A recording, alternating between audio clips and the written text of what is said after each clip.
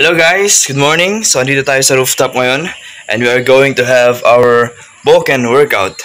So, we will do 100 shomen-uchi or the overhead strike. Alright, so grab your Bokken or your training swords, follow along, and let's begin.